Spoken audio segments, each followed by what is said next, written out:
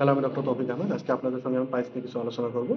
Piles কিভাবে হয়? ধরুন আপনার পায়খানা বহুদিন ধরে শক্ত হচ্ছে বা পায়খানায় চাপ দিতে হচ্ছে। এই চাপ দেওয়ার ফলে পায়খানার রাস্তায় কিছু ভেইন থাকে। সেই ভেইনগুলোতে চাপ পড়ে। আর এই চাপ পড়ার পরে ভেইনগুলো ফুলে যায়, একসময় বেলুনের মতো ফুলে যায়। এই ফুলে যাওয়াটাকে আমরা পাইলস বলি। আর এই পাইলসের ভিতরে লক্ষণ হচ্ছে যেমন আপনার পায়খানার সঙ্গে তাজা রক্ত বের হবে, বা পায়খানার রাস্তায় কিছু ফোলা ফোলা অনুভব হবে, বা পায়খানার রাস্তায় জ্বালা-পোড়া করবে, বিষ বেদনা থাকবে। আর এইসব সিমটম থাকলে যে আপনি নিজেকে থেকে পায়েস বলে ধরে নেবেন, সেটা করবেন না। অবশ্যই একটা রেজিস্টার্ড ডক্টরের সঙ্গে কনসাল্ট করবেন। আর এই পায়েস থেকে বাঁচার জন্য আপনি ফাইবারযুক্ত খানা বেশি করে খাবেন, পানি বেশি করে পান করবেন, আর পায়খানার সময় বেশি জোর দিবেন না। আর স্পেশালি লেট্রিনের সময় বা পায়খানার সময় আপনি মোবাইল ইউজ করবেন না।